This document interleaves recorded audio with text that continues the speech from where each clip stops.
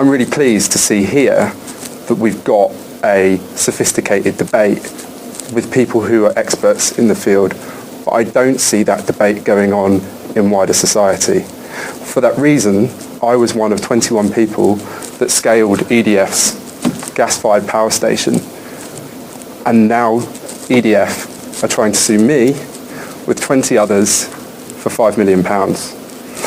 I believe that the Big Six, the government, EDF in particular, are doing that in order to stifle the debate within society. I believe that we need that debate within society in order to truly address the problems and have a society that's awake to the huge scale of problems. I was wondering, Gareth, if you could respond and say, as a PR man, why EDF, if my assertion is correct, is trying to stifle debate, and how that has impacted EDF's PR image in the last 2 weeks. Gareth, are you happy to respond? Yeah. I think it's a perfectly fair question, and it's an issue that does warrant discussion. We're not first off, we are not trying to stifle debate, and I can see that you're recording. That's also fine. We're not trying to stifle debate. In fact, quite the contrary. We are very open to debate. We don't mind the fact that people express different points of view to us. In fact, in this instance, we have a lot of agreement over the need to avoid gas being the dominant source of electricity production in the UK in the future. So, in fact, even the matter at hand is not something on which we differ greatly. Where we have differed, and where we do have some difference of opinion, is that we think there is a point where democracy and the rule of law depends on two things. It depends on freedom of expression, which we completely support. It also depends on respect for the law.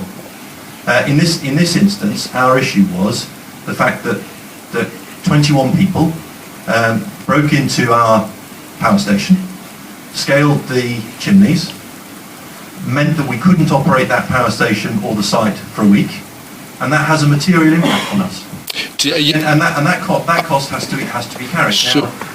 Now, the point of what we've done has been to make a point to say, actually, there is a point where you have to draw the line and say, actually, it's not acceptable to do that. The debate is absolutely fine. The debate is absolutely welcome. But breaking the law and disrupting other legal activities is not. You're aware that we all pled guilty in the criminal case. So, and I'm aware that I and 20 others broke the law. There's also a House of Lords ruling that says civil disobedience is an active and important part of democracy, and civil disobedience should be treated not just by the legislator and the judiciary, but also by companies and government as an integral part of societal debate. And what EDF are doing is trying to stifle that debate and stifle the role that civil disobedience has in democracy.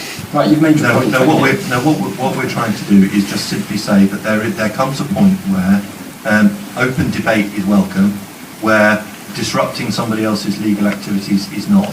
The debate is absolutely welcome, and in fact, as I say, there's a lot of what you stand for that we agree with, and in a way, it's a shame that we couldn't have had a more constructive discussion about it beforehand. Now, yes, you pled guilty to it, which is fine, and ultimately it won't be for us to decide whether you did right or you did wrong. That's the point of the law. So it will be the law that will determine what's an appropriate action to take. And you've been through part of that process, and we will, as the process progresses, listen to the points of view that are expressed to us, and then we'll decide what, if anything, to do. And that could we might change our view. We might think, okay, we've made our point. That's enough. We'll see.